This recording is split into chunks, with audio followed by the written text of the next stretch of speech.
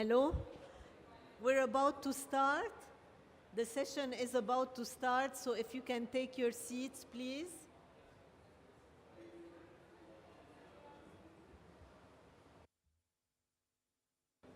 Can I invite you all to take your seats? The session is about to start. Thank you.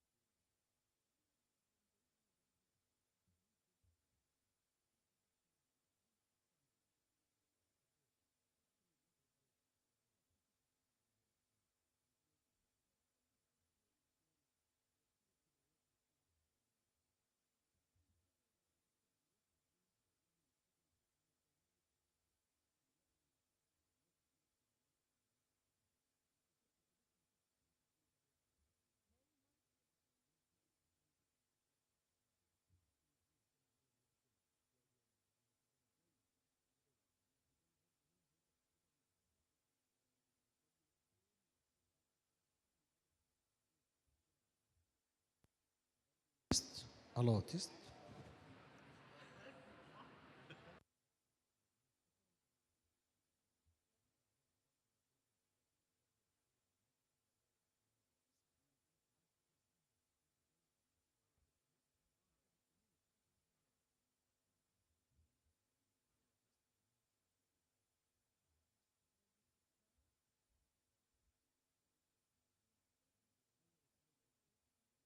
Hello, test. Hello, check. Hello, test.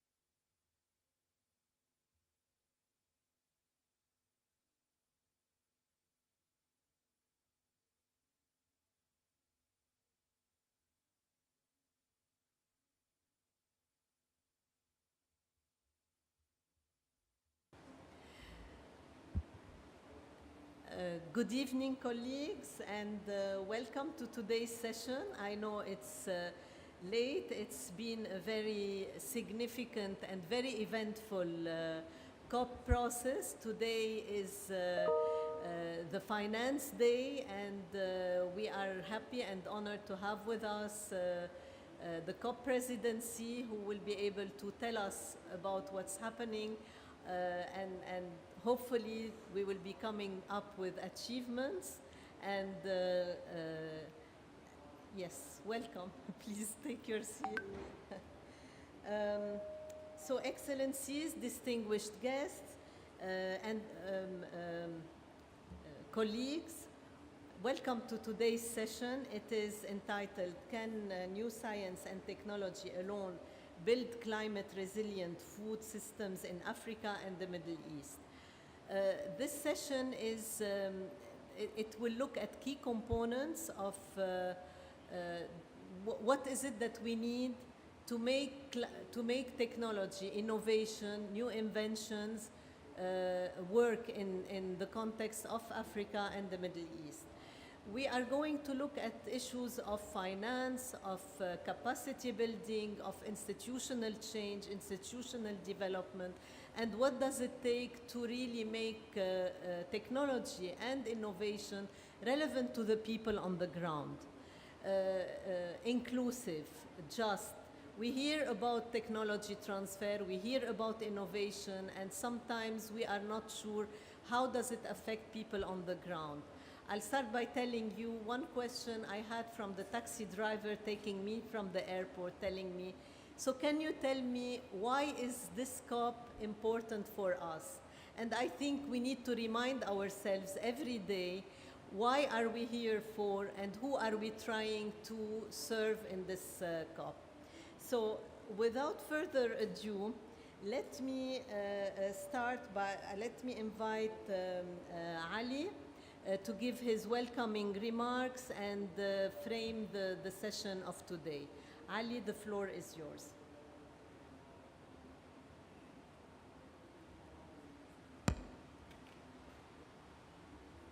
Thank you very much, Roula, and good afternoon, everyone. I am Ali Abousabaa. I'm the Director General of the International Agriculture Research Institute in the dry areas, ICARDA, and I'm one CGIAR Regional Director for Siwana. So great to be with all of you here today. Roula, I just want to start by stressing that, in the Middle East and in Africa, we are seeing serious signs of climate change that are causing major damage, not just to livelihoods, but land, water, and soil and livestock are suffering in a very big way. Some of the recent research done by ICARDA scientists suggests that the drylands that have the dryland boundaries, as they were known, some 20 years ago, have shifted significantly and considerably.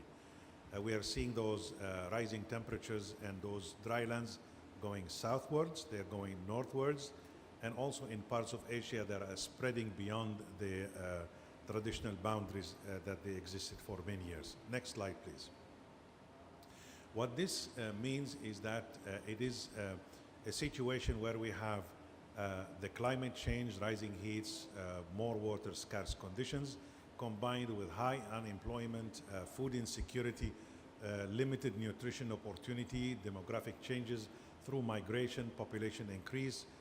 There is also significant loss of agro-biodiversity, biodiversity actually at large, and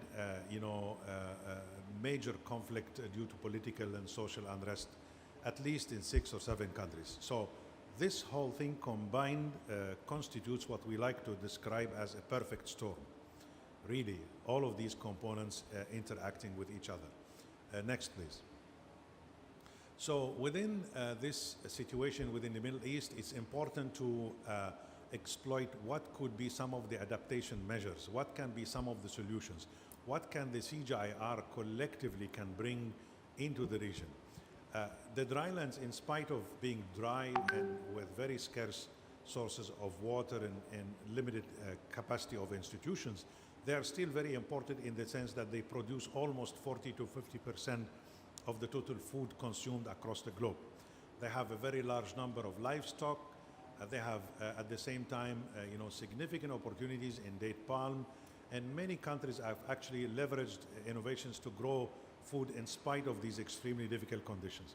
But with rising temperatures, beyond what we've expected and what we have hoped, and with this region becoming even more scarce, it is important to start to look at innovations and consolidate scientific capacity from across the world, notably within the CGIAR centers, to come together, to work together, to look at the knowledge that we've acquired over the past 50 years and implemented to come up with present solutions, but also solutions for the future. But of course, leveraging innovations is good by itself, but it requires many important elements of the enabling environment. And to illustrate that, I want to share with you one example around the integrated desert farming, an approach that we're trying to put within the drylands with a very strong interest being generated in the region, and use that case to highlight some of the enabling environment factors that are required. So, very quickly, the integrated desert farming is a process through which we will try to look at innovations within the CGIAR that can be brought together, innovations that are suitable for the environment, that bring them together and look at the entire system by bringing the components of that system together and looking at how they interact, looking at business opportunities, looking at economic benefits, and at the same time analyzing the social impact, the gender impact, the environmental impact.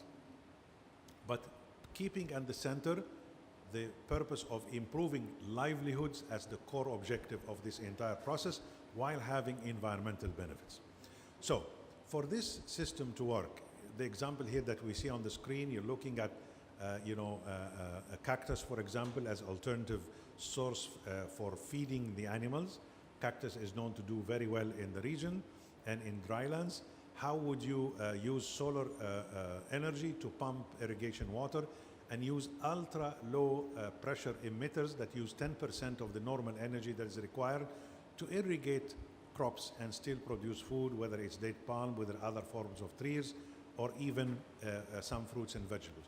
How would you bring in the aquaculture, where you are able to pump this water, use it first for fish cultivation, bringing more nutrients into the water and then taking it into the farms, hence improving the quality of soils, reducing the need to use fertilizer? How would you implement basic water harvesting techniques that you are able to put together? So for all of this to work, you need capacity development. You need to train the farmers. You need to train the people. You need to have government institutions that are capable of providing the extension service. How can they guide and coach, especially many of the youth of today who are well educated and decided to go into the agriculture as their own business? How would you provide the training so that these young farmers can be de-risked against the lack of knowledge in the agriculture sector, so that they can go to the banks and get credit to be able to fund the business? How would you look at reforms within the energy sector to allow private producers to produce solar energy and sell back to the grid? And I think Egypt here, and Ambassador Ayman is very well aware of, have done enormous legislation reforms that allows renewable energy to be produced by individual farmers or individual producers and sell back to the grid.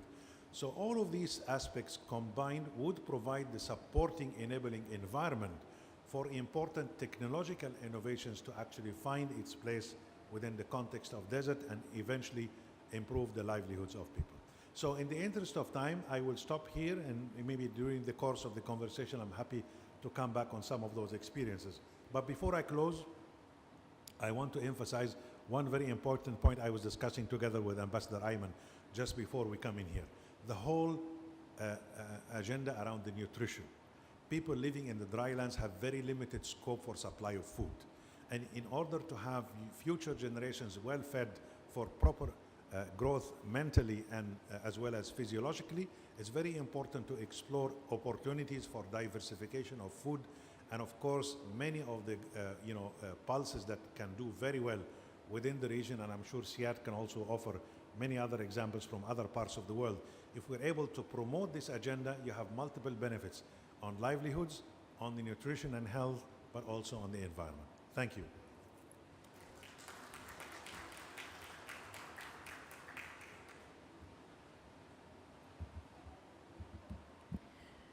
Thank you, Mr. Abousabaa.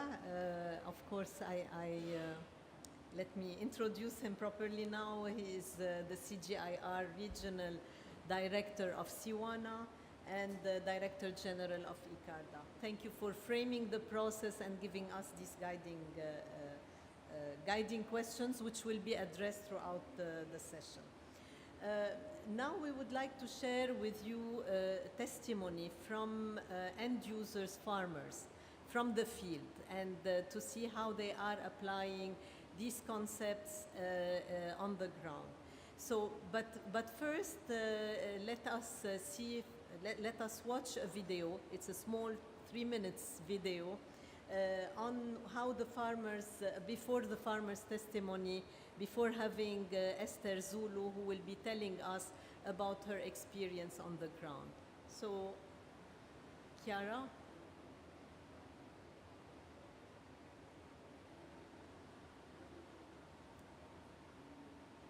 Is the video on?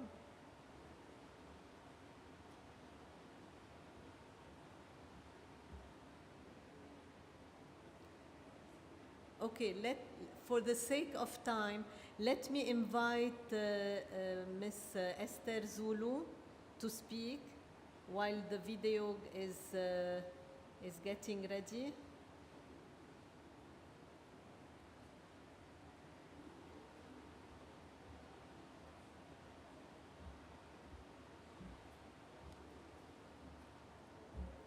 Distinguished guests, the ambassador. My names are Esther Zulu.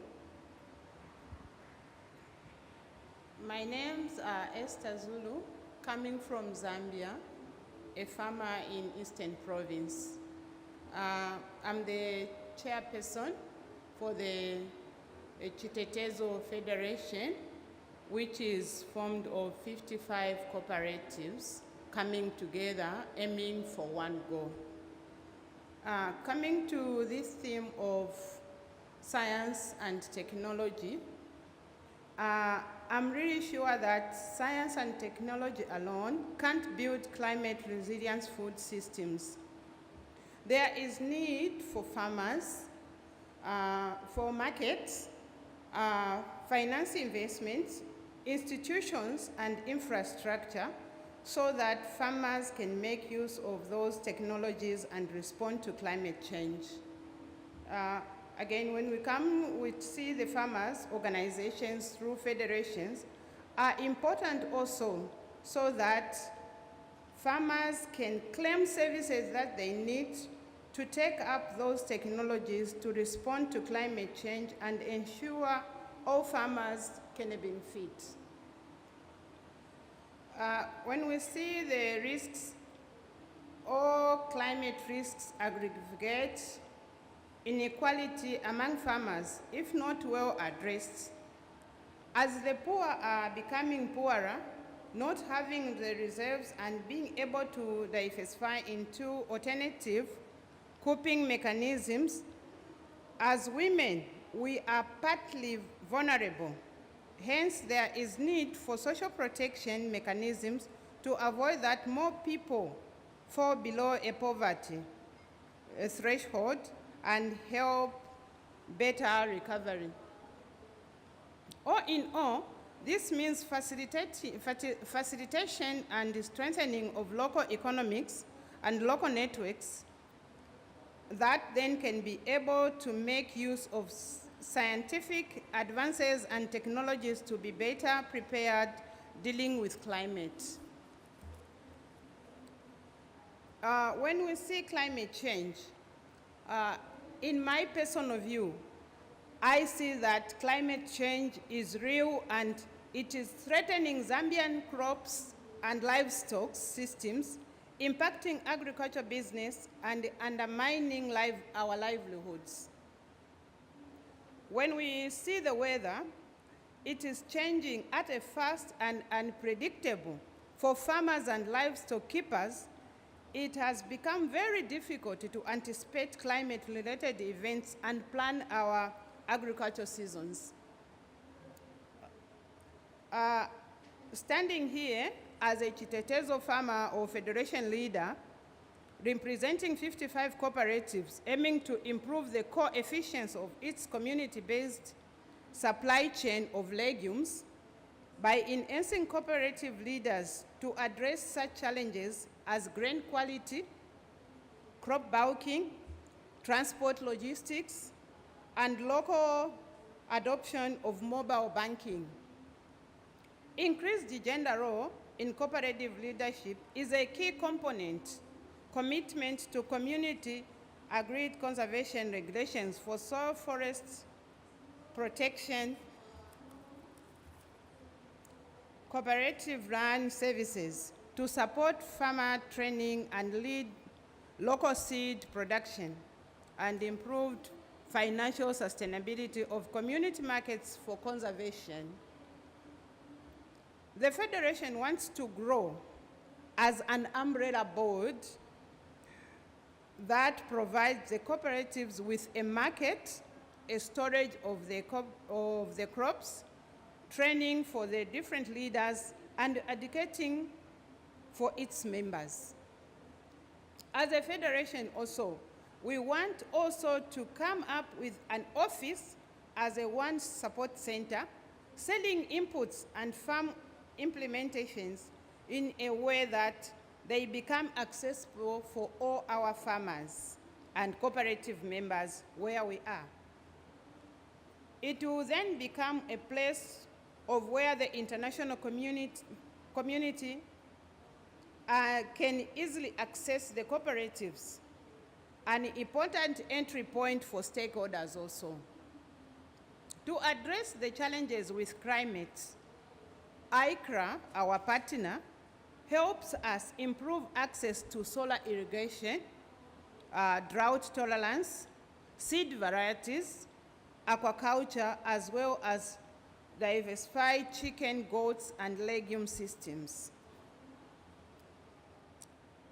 Accelerating impact of CGIAR climate research in Africa also strengthens local capacity by training intermediaries in view of communication climate information services. This is all I have come to be in support of climate smart agriculture. Thank you so much.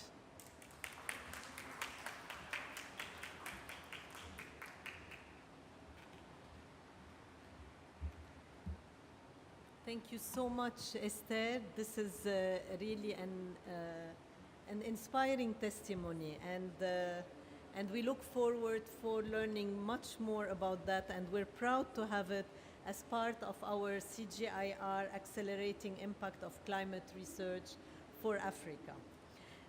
And the video, it will be shared, uploaded online, so you can watch it. I'm sure you would love it. And thank you again, Esther. And please, if you stay with us, because during the discussion, we will be asking you a few questions. So let me now invite His Excellency Ambassador Ayman Tharwat, representing the COP presidency and actually the driver behind the FAST initiative, the Food and Agriculture System Transformation, among many other initiatives, to give us some updates and guiding us on how FAST can be our entry point to address climate resilience, and how is it and agriculture, how is it a central point in the negotiation process and for COP27? Ambassador Ayman. Thank you, Roula, so much. Thank you, dear guests here, panelists. It's really a big pleasure to be here with you today, talking about the efforts of the COP27 presidency in bringing agriculture on the top of the agenda of COP27 and the climate agenda as whole. I see here the name, can new science and technologies alone build climate resilient food systems in Africa and the Middle East. I wouldn't say that we are going that specific in our initiative, fast. She said how fast we can go, fast as we can.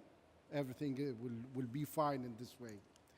Our initiative, in fact, is addressing the global south and as well the developed country parties. So we don't have this type here of segregation. But if you would like to go into real numbers to see where agriculture and food system stands, you would see that the agriculture itself is something responsible about 10 to 11% of the total emissions. But the food systems that's bringing the number up to 30, thank you, sir, is bringing the number up to 32% of the total emissions worldwide. This means that if we focus quite well on the food systems, starting from the food processing, transportation, and everything related to this ecosystem in particular, I think we can do a very good achievement. As decarbonizing the agriculture system, or decarbonizing agriculture, it is, I think, it's very difficult to do. This is not because that we are lacking science, but this is the nature of this sector in particular. So what we can do here, if we can focus on the food systems, a real achievement and quick and fast achievement can happen on the ground. This is what we have in our hands. The FAST initiative that it will be launched on the 12th, of course, you are invited to come to this event. It will be 8:30 in the morning on the 12th of November. We have ministers coming from different parts of the world, from Africa, from Latin America, from Asia, from the developed country parties as well. We are linking this process, in fact, as much as we can to be as implementation arm or mechanism for Connivia joint work on agriculture, because what we are lacking under the convention is the means of implementations and modalities of implementation that can bring for agriculture sector. So a number of countries believe that having FAST, even if it is in an ecosystem outside of the UNFCCC, can help the implementation agencies like FAO, like IFAD, like WFP, like ICARDA, and others to have real work to be done on the ground.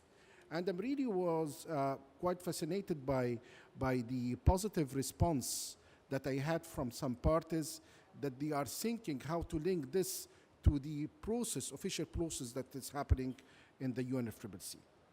So I think that what we had achieved up to now on the FAST initiative, that it is covering, of course, technology and keeping the finance in its focus.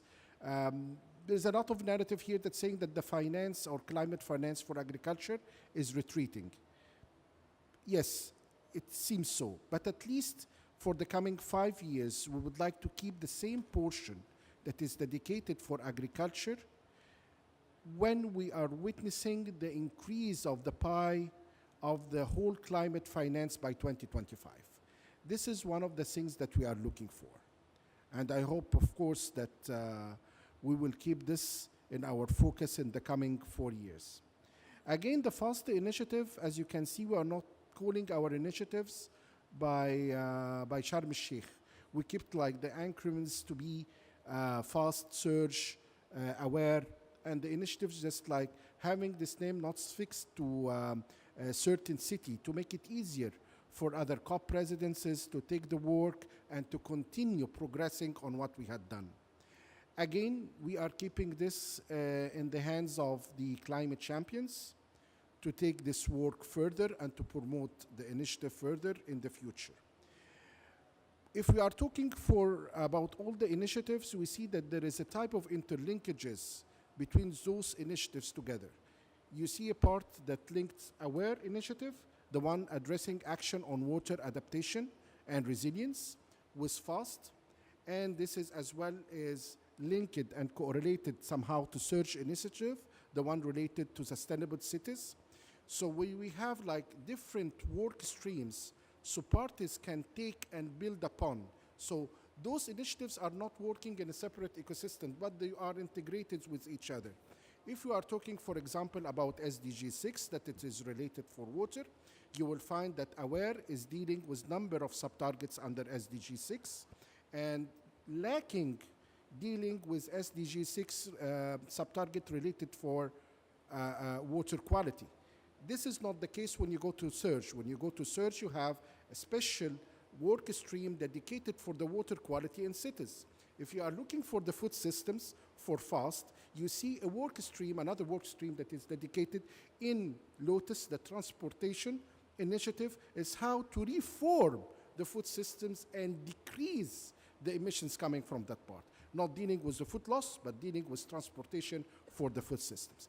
This is how we are correlating those initiatives together to have a final product that would be achieved by 2023. And why especially 2023? Because this is the time to deliver on the SDGs and to see how they were progressing. So this is the vision of the presidency, what we had done for the initiatives, how we are linking this together, especially, of course, on FAST. A lot of science was discussed to fill the gaps. When we discuss the FAST initiative or even other initiatives, this is not coming from the presidency alone.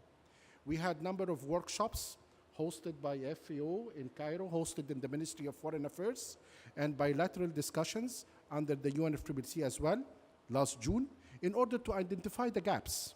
So we are not duplicating the work that it was started before, but we have a new agenda that would be, let's say, integrating the previous initiatives as well.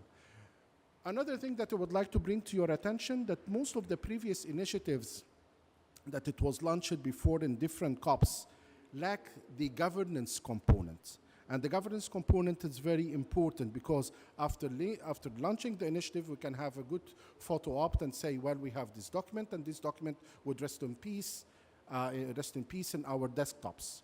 But when you have a governance structure, that it is there, can take the initiative steered by a number of parties and stakeholders, those parties, countries, FAO, UN agencies, to take it on their daily agenda to progress the work so we are not leaving action behind. And this is what we are looking for in COP27 in particular, implementation. And this is how we would ensure implementation in the future.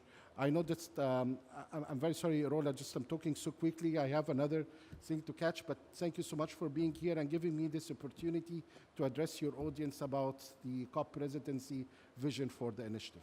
And thank you again for this part. If you would like to have any questions, thank you, Roula. Thank you, Your Excellency. We are very grateful for every time engaging with us. I know how many times Ambassador Ayman has been briefing our different stakeholders, different audience, and this has been really rewarding. It shows how much there is engagement, there is coherence in the process, and how much you value the linkage with the science policy interface, and we as CGIAR, we're very much committed to. Would you take one or two questions? Or exactly, was about to say to hack your role to if the yes. audience would like to have questions. I would like to see from the panelists or from the audience if anyone would like to ask Ambassador Ayman Ayat. Very good. Thank you, Your Excellency.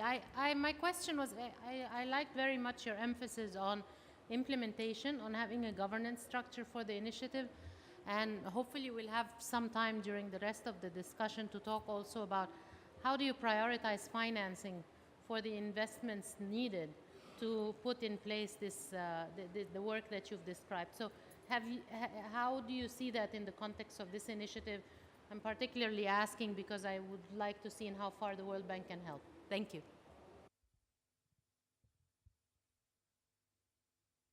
All right. Any other question before I hand on? Okay. Ambassador Ayman. Well, I'm very glad to say that the World Bank was quite interested in this initiative, and they are on board on that. We didn't ask for specific pledges, but what we are looking for, financing in particular, is to have guidelines or a mechanism to how to access finance, especially for the private sector, to de-risk agriculture. And this is the important part, de-risking agriculture sector and making it more attractive for investment. So during the Agriculture Thematic Day, IFAD will take the lead on this part in particular, on to see how the discussions could lead on de-risking finance. And of course, this is the part that we are trying to collect some information from the private sector entities in particular to try to address the small farmers in the global south. Because if you don't have a value added for those people in particular, they will not go to tax. If you are talking to them about mitigation and they don't know what is mitigation is and how this would increase their value chain, I think this will not add much to them. So this would be the first component. The second component, like I said, is to keep through the political pressure the actual size for agriculture in the climate finance pie, and to try to increase it a little bit slightly. And this is, we are quite glad, of course, to pair FAST initiative with Prepare initiative that it was launched by the US last year from President Biden. I think this part for adaptation would play a very important role. And for the mitigation part and its association to the mitigation effort, including the soil and soil health and all of that, I think we are thinking as well from the previous presidency, Agriculture Breakthrough Initiative, that it's focusing mainly on the mitigation aspect. This is how we are trying to combine the initiative together in order to have a concrete implementation on the ground. I hope you answered your question correctly. Ali? Okay. So my question actually is on the governance mechanism you spoke of. If you can elaborate on how this, is envisaged, what is TOR, what will they do, how permanent will that be? Will it be under the Egyptian presidency or attached to UNFCCC? If you can elaborate a little bit. Thank you. Thank you, Dr. Ali, for your question. I have, of course, here my colleague Zitouni from FAO. We've been working together with on this initiative. And thanks for the FAO, they were quite convinced to get the structure of the FAST initiative under the umbrella of FAO partnerships. We did not enforce any type of governance like a steering committee or even a partnership or other form. We are waiting for just after the conclusion of this COP, we will call parties and other stakeholders who are supporting the FAST initiative for a meeting in Cairo or in Rome to start discussion on the way forward is how to structure this governance. Because like I'm telling you, we are depending on the implementation agencies like FAO, and in the same time, we are looking for the donors in building the first implementation phase for FAST initiative. So we did not assign any projects up to now. We're just keeping the main guidelines. Even we are keeping it quite flexible for parties to go in and other stakeholders. I'm really glad because when I talk about stakeholders, we have here private sector is coming so strongly from Microsoft to other companies. I don't want to mention them by one, but you have a lot of private sector that would like to be involved as well. Bayer, they would like to come in. Rabobank from Netherlands, they would like to be in. So you have a lot of parties who are interested in this initiative from the private sector. Even I can tell you there is another countries who are willing to donate, and there is money, as you know, for that. I don't want to say how much it is, but maybe this will be announced during the launch of FAST itself. So I think that we are performing in a good way. I would see success myself if we really linked this process of the initiative FAST with the current formal agenda of UNFCCC or COP27. I hope I answered your questions. Thank you very much, Ambassador Ayman. We really wish you success in this endeavor. I'm sure it's going to be with a lot of breakthroughs, and we will see you on Saturday, right, at the FAST initiative. So now let me turn to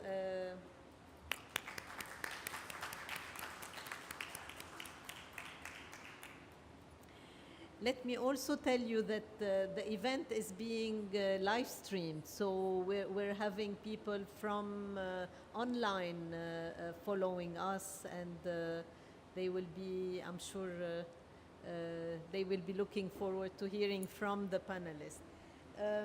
Now we get to the first session, well, to a session that will involve our distinguished panelists. Let me introduce the panelists without further ado.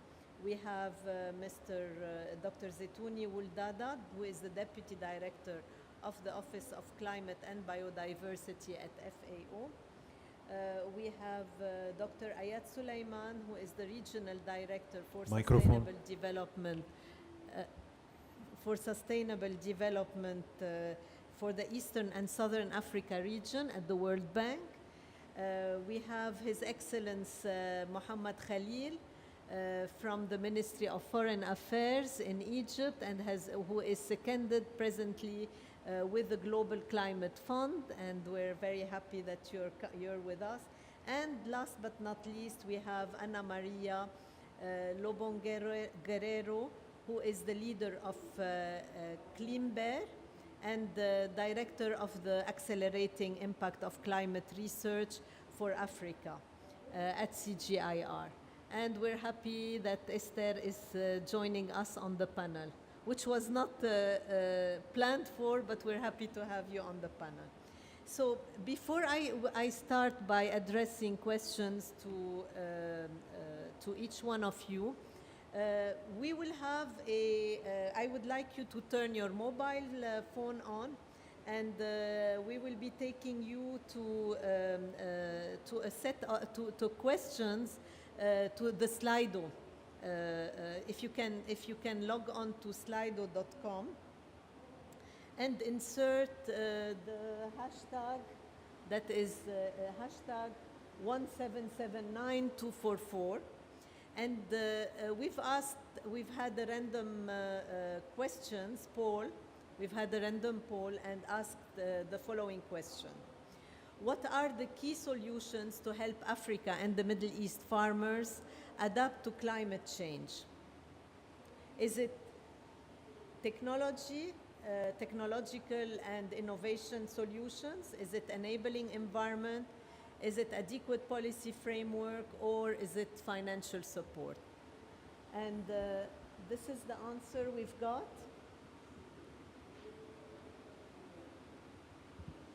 Which are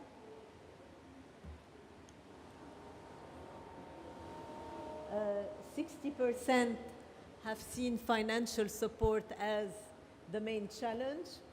40%, oh, okay, we're still having 43% financial support, 43% adequate policy framework, technological solutions 30%, and adequate policy environment 50-50. Okay, let me now, you've had a chance to do it. Let me turn to the panel and ask you you have 2 minutes just to comment on these results. So what do you think, how do people understand these challenges in your opinion? Let me start with Ana Maria.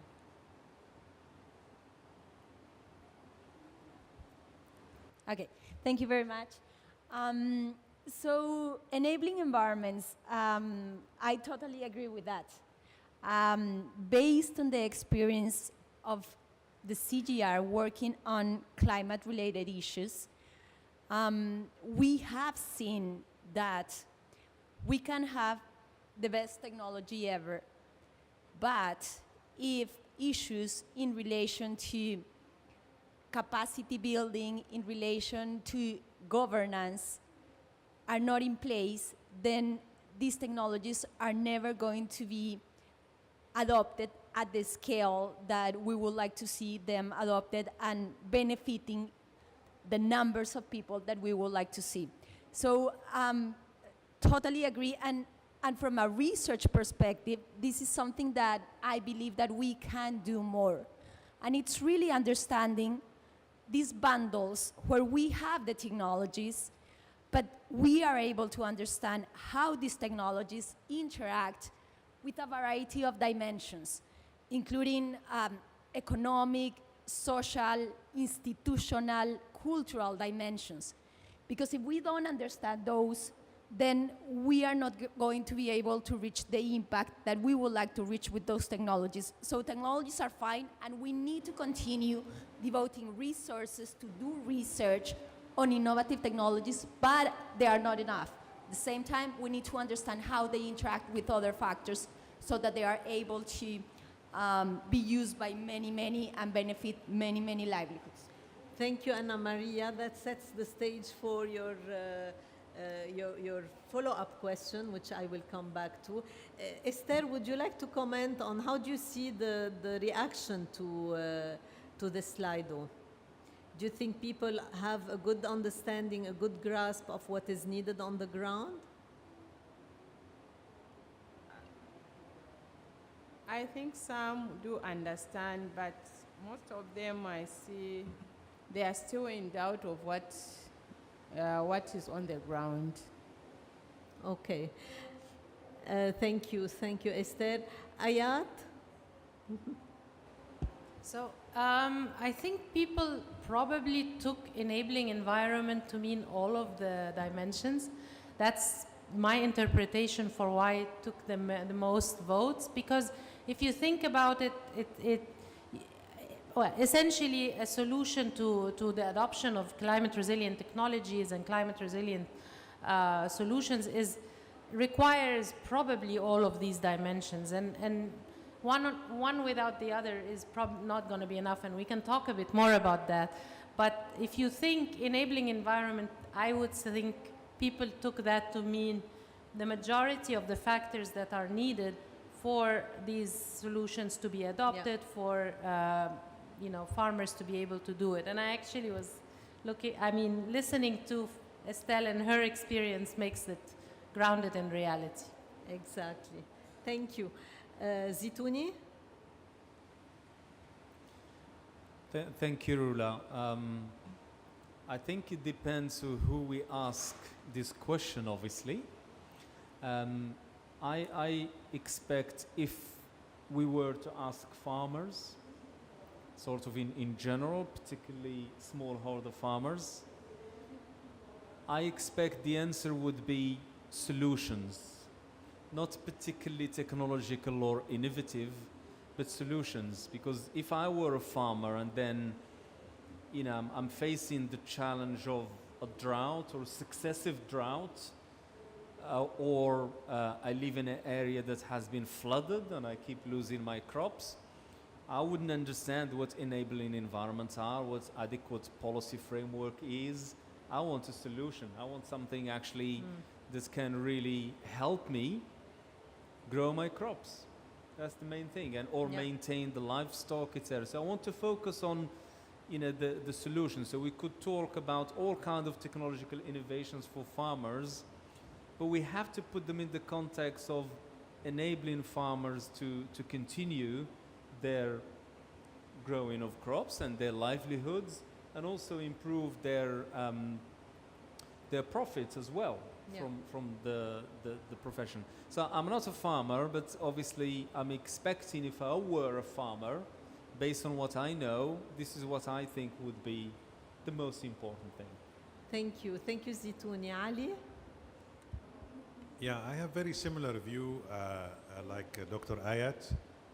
Enabling environment, in my view, includes the adequate policy framework. It's a component of the enabling environment.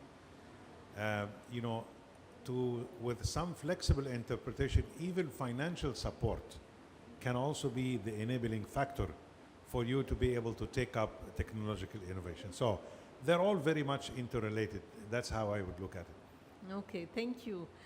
Mohammed? Thank you, Roula. I do share the same interpretation of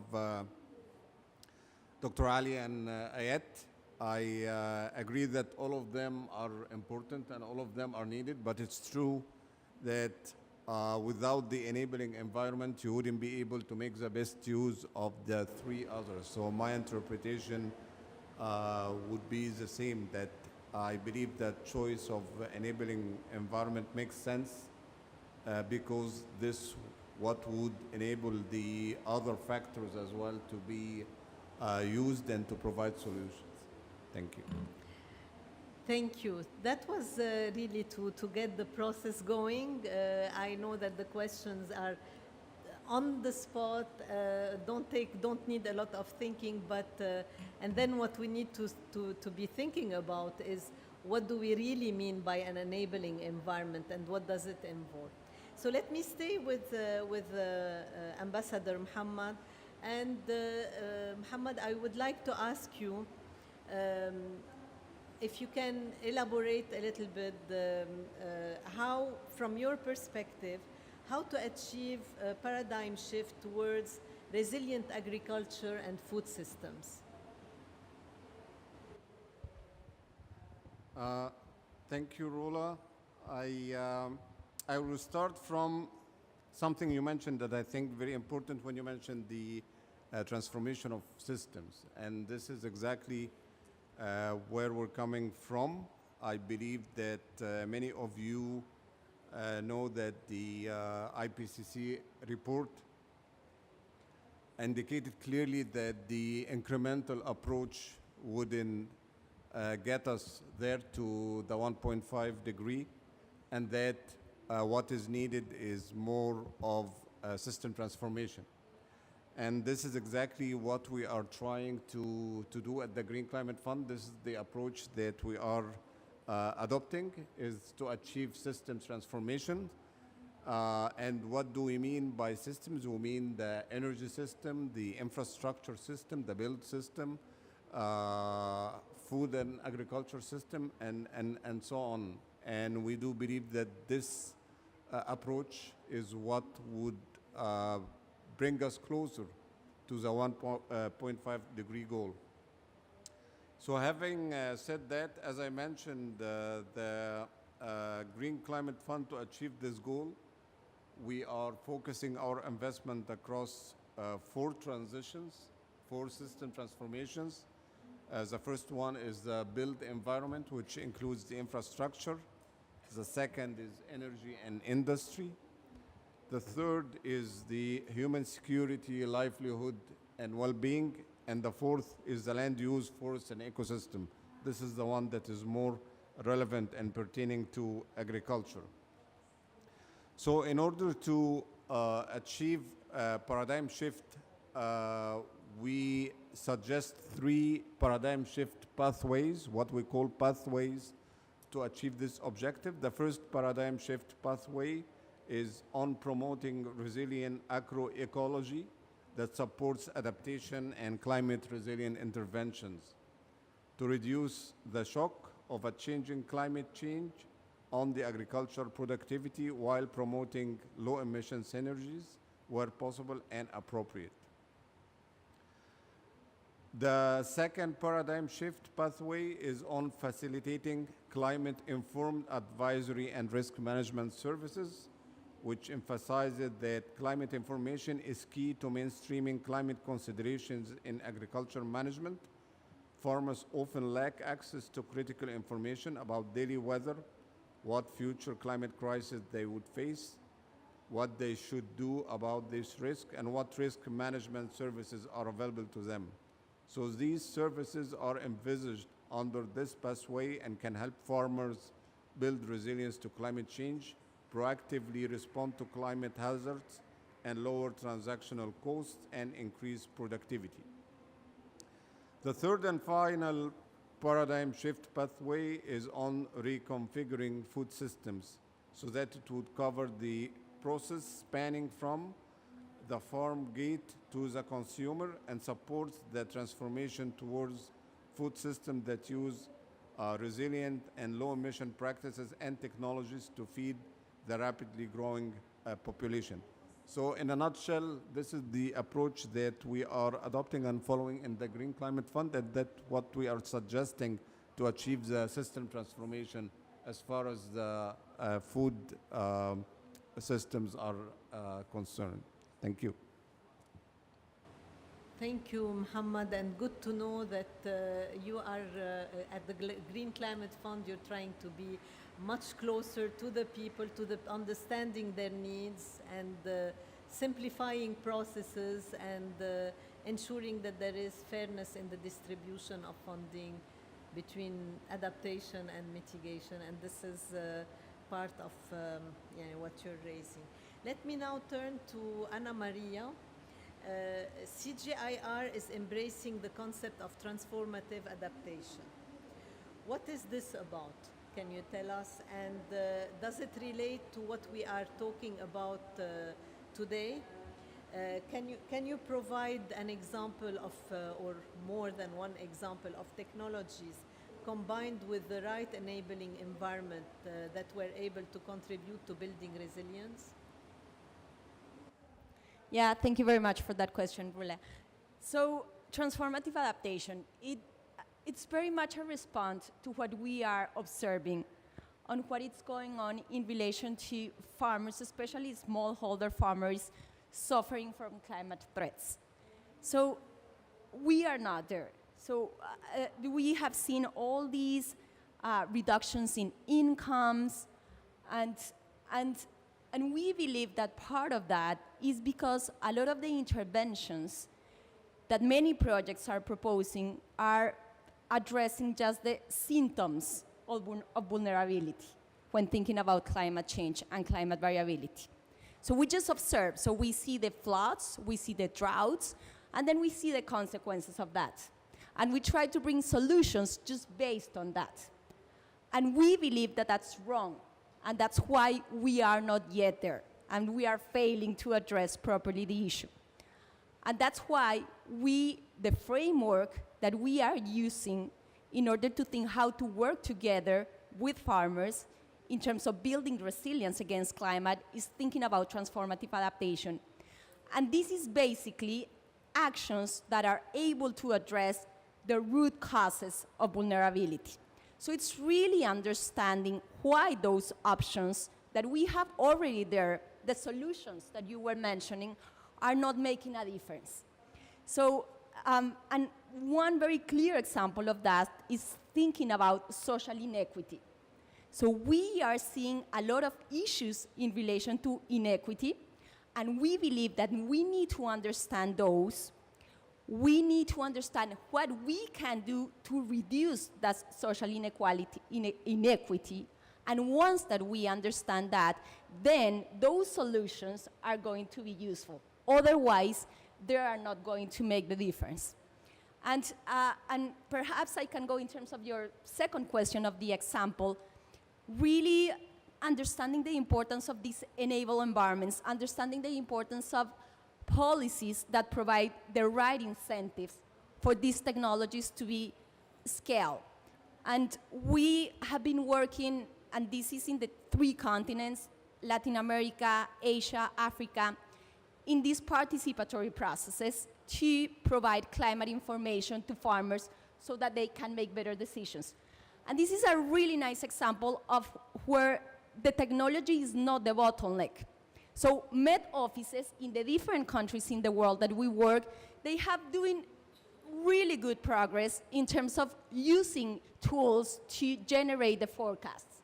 So the problem is not there. Obviously, there's still uncertainty, but we can live with that uncertainty. But what we see in our projects was that farmers were not using this information. So it was very rare that one farmer was using the forecast and then making a decision with that. So we started saying, how do we change this? Why is this happening? And part of that, it's because the way that the climate information was delivered to farmers was not the appropriate one. We're working with indigenous people, and then obviously there needed to be a translation. So it was engaging in these participatory processes so that farmers were empowered and were part of the production of that climate information. Once that we started that, the dynamic totally changed.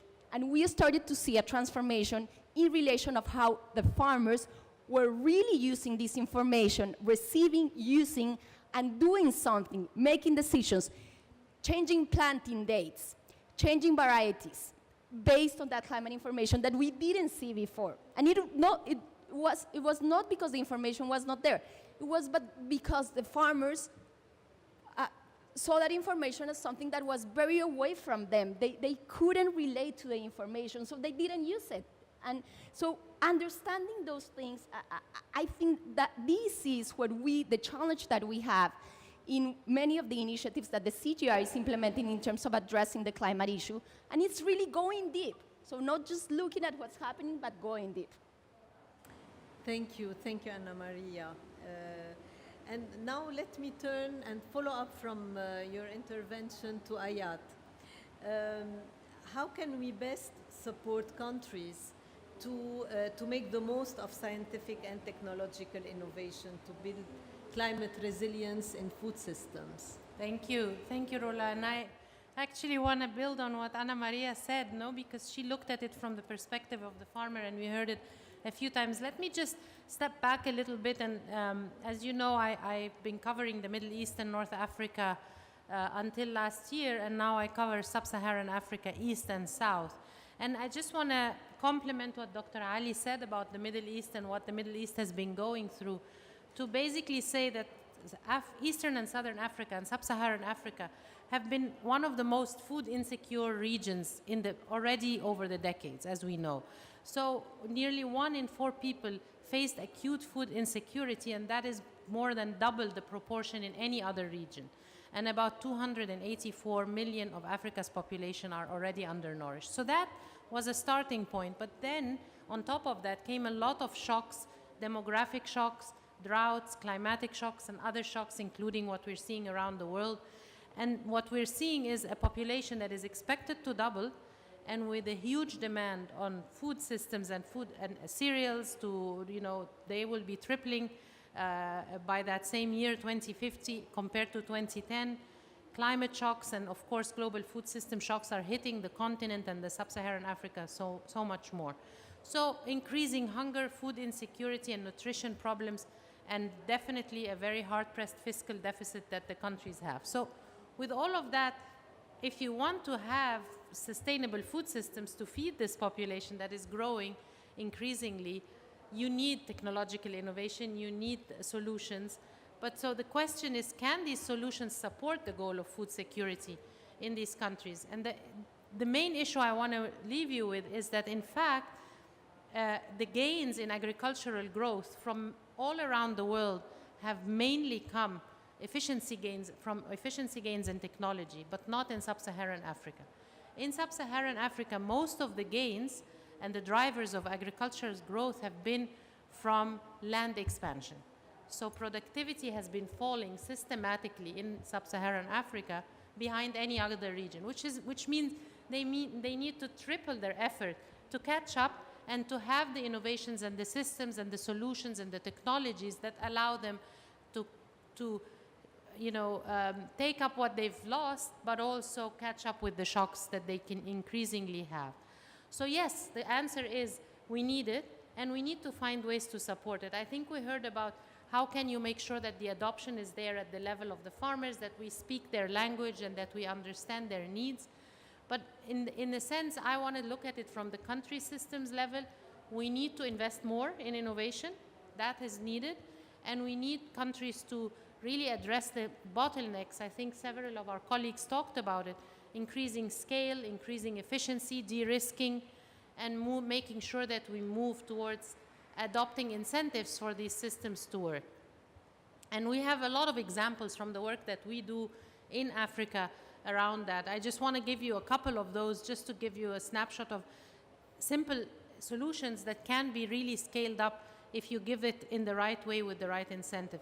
A technology, precision agriculture technology that has a potential to improve productivity in Africa is, for example, Hello Tractor, which has been deploying a two-wheel smart tractor with a GPS, allowing smallholders to request and pay for tractor services through text messages and a just-in-time basis. And these farmers have been seeing yield increases as much as 200% since the launch of just that tractor service. So in Uganda, the World Bank, we have a project that funded this ability to do the higher tractors and these tools, and using digital technology to continue to validate that. We have a lot of other examples of off-grid solar, of wheat value chains and small packs, etc. We talked about drought-resistant crop varieties, etc., but also the supply chain and solutions across the supply chain. But two more messages I want to leave you with. Those technological solutions and the additional investment alone will not be sufficient. What we're seeing is that the policy framework that the countries and governments adopt often stand very much in the way, which is why I very much support the adequate policy framework answer here as well. Not to say that the others are not important, but it's really important that we see the modernization of services, the access to credit, the infrastructure assets, and the ability of the incentive system within the governance framework to work towards this adoption to happen. And the final question is, I want to talk about two other things. One is the knowledge agenda, and really making sure that the research underpins where to invest. And the World Bank has developed a new diagnostic tool called Country Climate and Development Reports, CGIARs. We've done 20, 10 of which are in the African continent, both in Middle East and in Sub-Saharan Africa. And I invite you to look at those, because it doesn't go into the depth of the solutions, but it talks about pathways for resilience and comparing priorities, using benefits and costs and trade-offs to be able to say, and that at the big aggregate level is equally needed and important. And a final on financing, we have launched last year, because of the acute food security problem in Eastern and Southern Africa, we have launched a food systems resilience program, $2.3 billion over 3 years. We've already deployed 730 million in 2 countries, Ethiopia and Madagascar, and we are rolling out this program in subsequent countries across that side of the continent. So I do invite you to also partner with us, the initiatives that were mentioned, to partner with us, because we would like to make sure that it is not just channeling money top down, but really linked to bottom-up demands for these solutions. Thank you. Thank you, Ayat. And that partnership you're calling for is very much apropos, and with CGIAR, with FAO, but also with institutions on the ground who can really carry it further. This is what we would like to see. Zitouni, last but not least, Zitouni, can I ask you what is FAO's vision on science and technology for climate-smart food systems? And is it enough, or do we need something else for this recipe to work? Thank you, Roula, for the question. I think the title of this event, my answer to that is no, is not really sufficient only to use science and technology to build the resilience of the agri-food system. There are many other things that we need to do. Just on the context of FAO, there is a timely response to this in a sense, because we've just got a new strategy on science and innovation. And I think for the question there initially, I think the innovation is missing, because we need to harness this power of innovation really to transform the agri-food systems and make them in a way that we want them to be, in terms of being efficient and sustainable and resilient, but also inclusive, because we do have enough food to feed everyone, but unfortunately we waste the third of it that is thrown away, and then all the impact of these crises that's been in succession affect the whole global food security. So in my opinion, and what FAO is doing in this space is the focus on innovation, and innovation in the broader sense. So it's not only innovation in the use of the hard technology, but innovation because smallholder farmers innovate all the time, especially now, in adapting to the new reality, to the succession of drought and the threat of the change in environment. I think the other thing that is needed, obviously, is investment as well.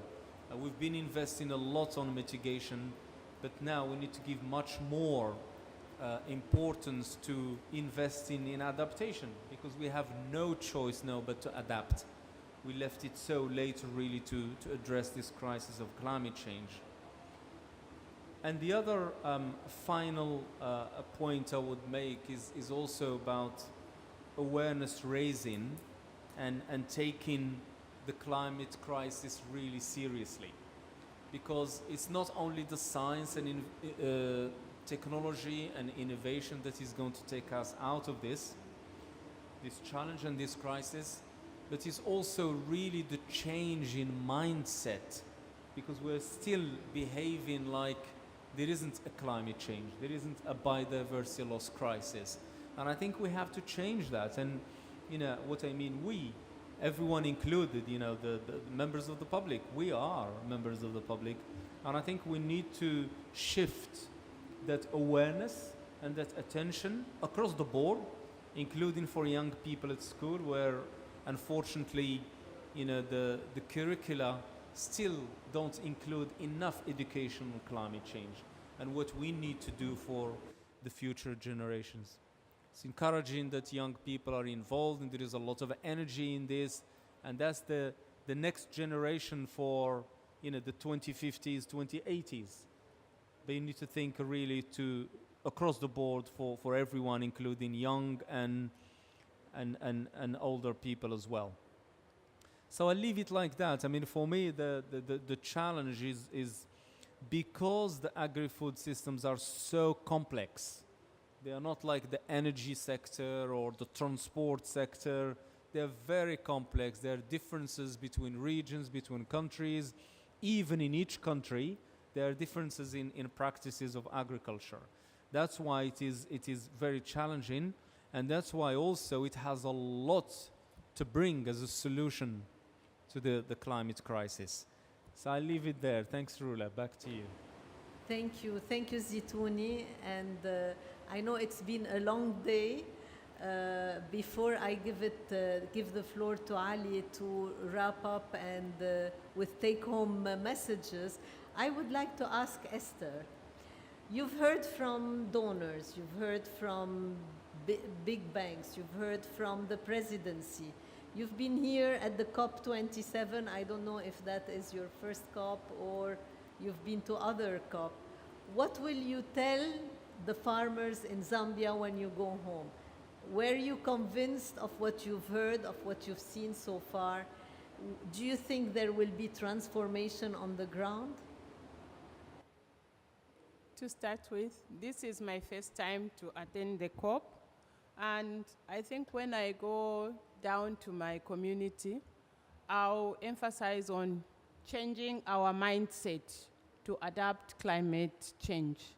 Because if we remain with the old system which we were living in, we won't be in the same range where to work with climate change. So I'll emphasize on my community to change their mindset. Okay, thank you, Esther. Is there any pressing question before I turn the floor to Ali? I don't think so. You've been very patient. It's been a long day. Ali, what are your thoughts and take-home messages? Thank you, Roula, and thank you to all the panelists and the very, very interesting and excellent presentations. I think, the question, the theme is, can new science and technology alone build climate resilient food systems in Africa and the Middle East? And the answer is clearly no. There are a number of important elements that have been flagged based on the different interventions by the panelists, all of which agree on the enabling environment being a central requirement for this climate resilient food systems to be built. And of course, the enabling environment as we have heard from many, includes the whole issue of policy. The technological informations are essential, but not sufficient.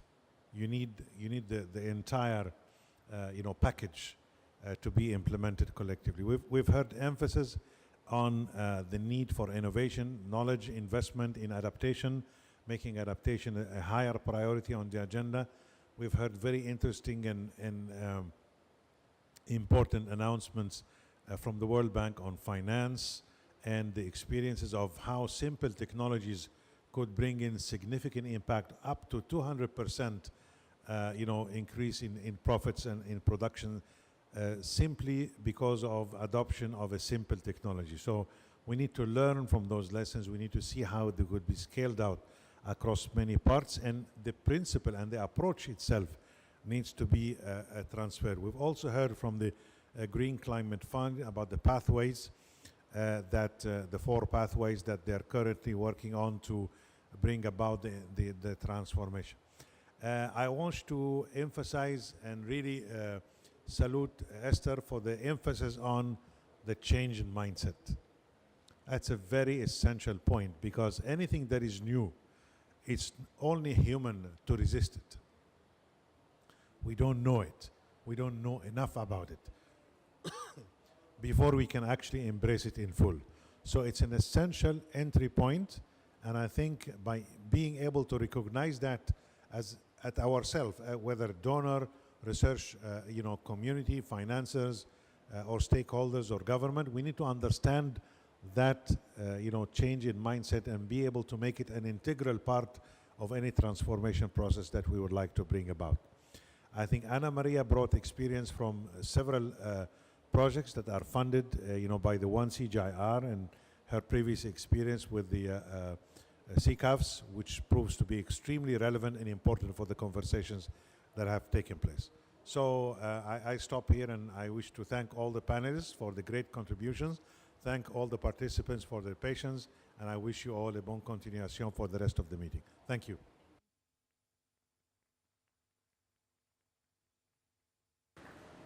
And in turn, I thank you all. I think we've learned a lot from your interventions. It was worth. I wish we had more time, and I wish it was during the daytime with a larger, with more time to discuss these issues. But I think still we have, and it's very much in line with the spirit of the COP27, which is about implementation, which is about creating that enabling environment, making sure that technology is appropriate, and having the right capacity and finance. So thank you very much, and thank you for the audience and the people who are on live stream.